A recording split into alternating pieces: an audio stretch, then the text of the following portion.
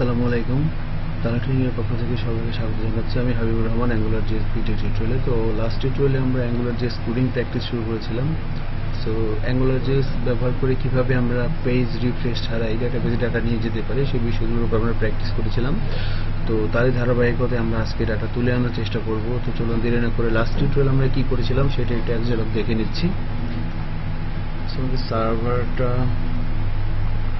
সার্ভারটা আমাদের রানিং আছে। আমরা যদি লোকাল হোস্টের থ্রুতে দেখি, আমাদের প্রজেক্টটা ছিল অ্যাঙ্গুলার জেএস কোড। এখান থেকে আমাদের অ্যাড স্টুডেন্ট, বেসিক্যালি এটা আমাদের একটা ফর্ম ছিল। এখান থেকে যখন আমরা স্টুডেন্টের নেম ইনপুট দিচ্ছিলাম, অ্যাকচুয়ালি এর জন্য একটা ডেটাবেস ছিল আমাদের। আমরা যদি আমাদের ডেটাবেসটা দেখি, admin angular JS code students নামে আমরা একটা টেবিল তৈরি করতে পেরেছিলাম। এখানে আমরা কিছু ডেটা দেখতে পাচ্ছি। ওকে, সো বেসিক্যালি দুটো রো এখানে দেখতে পাচ্ছি। আমরা যদি এখান থেকে আরেকটা রো করার চেষ্টা করি, যে লাইক স্টুডেন্ট নেম বললাম রহিম খান, rahim@gmail.com 01716 হচ্ছে সাকসেস। এবং আমরা যদি এখানে যাই এবং রিলোড দেই, আমরা দেখতে পাচ্ছি এখানে রহিম খান নামে একটা ব্যাপার চলে আসছে এখানে।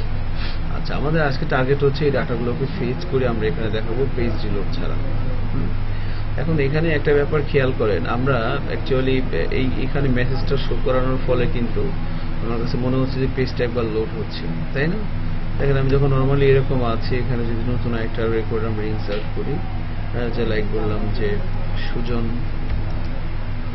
hasan@gmail.com, এটা পেজটা কিন্তু অ্যাকচুয়ালি রিফ্রেশ এবার এখানে লেখাটা আসছে কেমন। এখানে যাই, রিলোড দিই, এভাবে কিন্তু দেখতে পাচ্ছি সুজন হাসান চলে আসছে। তো এর জন্য আমাদের যে কোডটা ছিল, বেসিক্যালি এখানে যে ভিউটা দেখতে পাচ্ছিলাম আমরা, এই ভিউয়ের জন্য আমাদের এই মার্কআপটা ছিল। এখানে আমরা প্রথমে ng অ্যাপ দিয়ে আমাদের যে মডিউলটা, সেই মডিউলটা মাই অ্যাপ দিয়ে দিয়েছিলাম। এখানে কন্ট্রোলার দিয়ে আমরা এই মডিউলের মধ্যে যে কন্ট্রোলারের মধ্যে কাজ করতেছিলাম আমরা, সেই কন্ট্রোলার সেভ স্টুডেন্ট এভাবে ডিক্লেয়ার করে দিয়েছিলাম। ঠিক আছে, তো বেসিক্যালি আমরা এবার এই কন্ট্রোলারের মধ্যে যখন যাচ্ছিলাম, এখানে ফর্মের মধ্যে আমরা ng মডেল দিয়ে স্টুডেন্টের নেম, ইমেল ব্যাপারগুলো এখানে দেখানো হচ্ছিল। এবং আমরা যখন এখানে ক্লিক করতেছিলাম, আমরা জানি যে কিভাবে ইভেন্ট আমরা HTML এলিমেন্ট অ্যাটাচ করতে পারি ট্রায়াঙ্গুলার জেএস। তার জন্য আমরা ng ক্লিক এই ইভেন্ট এখানে অ্যাটাচ করতেছিলাম এবং একটা মেথড কল ছিল সেভ স্টুডেন্ট ইনফো। এই মেথডটাকে আমরা আমাদের স্ক্রিপ্টের মধ্যে এসে দেখেন সেভ স্টুডেন্ট ইনফো, এটাকে আমরা স্কোপ অবজেক্টের সাথে অ্যাটাচ করে দিয়েছিল, তাই না? এবং এর মধ্যে আমরা যখন দেখেন সেভ স্টুডেন্ট এখানে কন্ট্রোলারটা নিয়ে কাজ করতেছিলাম, তখন কিন্তু আমাদের বেসিক্যালি স্কোপ এবং HTTP দুটো অবজেক্ট নিয়ে কাজ করতেছিলাম। স্কোপ অবজেক্টটা ডাটা হ্যান্ডেল করার কাজটা করতেছিল ফর্মের সাথে, এবং HTTPটা সার্ভারের সাথে কানেক্টেড হচ্ছিল। HTTP সার্ভারের মেথড হচ্ছে পোস্ট এবং সার্ভার পেজ এটা। এবং এই পেজের মধ্যে আমরা এভাবে জেসন ফরম্যাটে ডাটাগুলো নিয়ে যাচ্ছিলাম, তাই না? এবং যখন এগুলো সাকসেস হচ্ছিল, দেন আমরা একটা ফাংশন কল করতেছিলাম, সাকসেস কল ব্যাক। এবং সেখানে যখন এই কাজগুলো অ্যাকচুয়ালি এই ডাটাগুলো দিয়ে যখন এই insert.php পেজের মধ্যে এসে আমরা কি করলাম, এখানে এসে প্রথমে কানেকশন দিলাম, তারপরে আমরা একটা PHP ইনপুট স্ট্রিমের মাধ্যমে ফাইল গেট কন্টেন্টস এই ফাংশনটা ইনপুট ফিল্ডে সমস্ত ডাটা নিয়ে আসতেছিল। এবং ডাটাগুলো আসতেছিল PHP অ্যারে অবজেক্ট আকারে, PHP object std class object আকারে।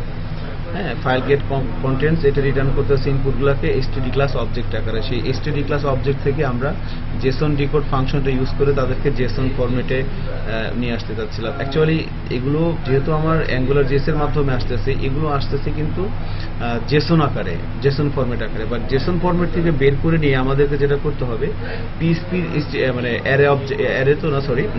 std ক্লাস অবজেক্ট আকারে নিয়ে আসতে হবে। অ্যাকচুয়ালি ইনপুট স্ট্রিম থেকে ফাইল গেট কন্টেন্টস এই মেথডে ডাটাগুলো রিসিভ করবে কি আকারে, জেসন ফরম্যাট আকারে। এখন জেসন ফরম্যাট আকারে ডাটাগুলো কিন্তু আমি PHP ফাংশন দিয়ে ডাটাবেজে সেভ করতে পারবো না।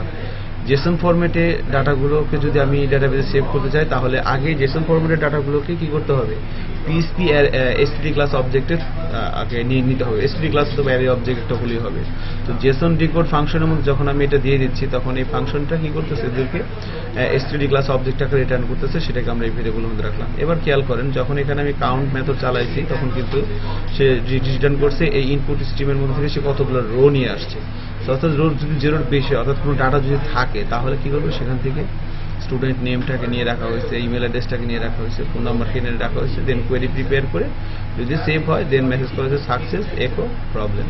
এবং এই যে এখানে ভেরিয়েবলটা যেটা এখান থেকে সার্ভার পেজ থেকে যেটা ইয়ে করা হচ্ছে, সেটাই কিন্তু আমাদের এখানে এসে এই রেসপন্সের মধ্যে ডাটা আকারে রিসিভ হচ্ছে। সো এই রেসপন্সের মধ্যে ডাটাটাকে নিয়ে আমরা স্কোপের রেজাল্টে শো করা হয়েছিলাম। এই রেজাল্টটাই কিন্তু অ্যাকচুয়ালি মডেল, যেটা এখানে এসে এই যে রেজাল্টটাকে শো করা হয়েছে, এবং এটাই কিন্তু আমরা যেখানে সাকসেস আকারে দেখাচ্ছে। ওকে, নাও এখন আমরা ডাটা ভিউ করাতে চাচ্ছি। তো ভিউ করানোর জন্য আমরা এই পেজে ইউজ করবো, যেহেতু সিঙ্গেল পেজ অ্যাপ্লিকেশন তৈরি করা হয় অ্যাঙ্গুলার জেএস দিয়ে।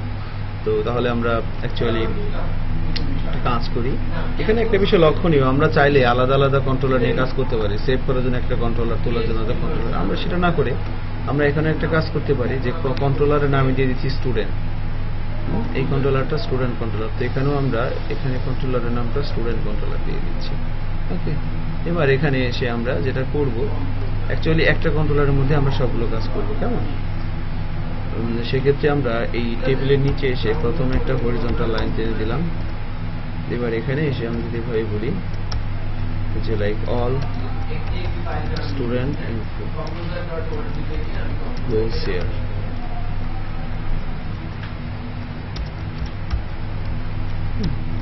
এবার এখানে এসে আমরা একটা টেবিল নিচ্ছি, টেবিলের মধ্যে রো নিচ্ছি। টেবিল হেডিং এর মধ্যে বলা হচ্ছে স্টুডেন্ট নেম,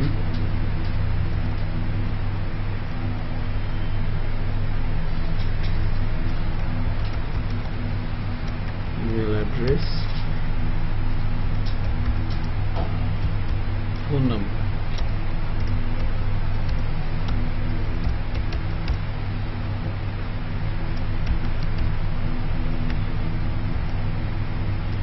ওকে, এভাবে আমরা ব্যাপারটাকে দেখাতে চাচ্ছি। আমি যদি এখানে আমাকে একটু টেবিলের একটু বর্ডার দিয়ে দিই, বর্ডার ইজ ইকুয়াল টু 1, একটু ওয়াইড দিয়ে দিলাম 600। যদি ব্রাউজারে যাই, যে রিলোড দিই, এভাবে দেখতে পাচ্ছি।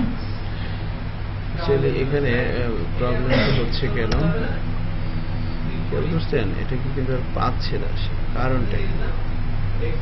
বেসিক্যালি এখানে আমরা স্টুডেন্ট, এটা হচ্ছে আমাদের কন্ট্রোলার। এখানে এসে আমরা এনজি কন্ট্রোলার স্টুডেন্ট ইউজ করা হয়েছে। স্টুডেন্ট কন্ট্রোলারের মধ্যে আমরা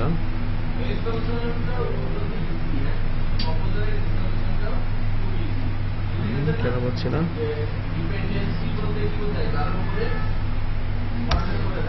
সরি, এটা ব্রাউজার ক্যাশ থেকে আসতেছিল। Okay, now everything is working well. এখন আমাদের টার্গেট হচ্ছে, আমরা যখন এখানে একটা করে স্টুডেন্ট অ্যাড করবো, সেটা এখানে দেখাবে, সাথে সাথে নিচে চলে আসবে। ইনফ্যাক্ট আমাদের কিন্তু এখনো ডেটাবেস সার্ভারের মধ্যে বেশ কিছু রেকর্ড আছে। এখানে আমরা দেখতে পাচ্ছি যে প্রায় 4টা রো আছে। যে রোগুলোর ইনফরমেশন আমরা এখানে দেখাবো আর কি। তো তার জন্য কিভাবে কাজ করতে হবে সেটা আমরা পরবর্তী টিউটোরিয়ালে দেখাবো। সেটা দেখার আমন্ত্রণ জানিয়ে শেষ করছি। আল্লাহ হাফেজ, আসসালামু আলাইকুম।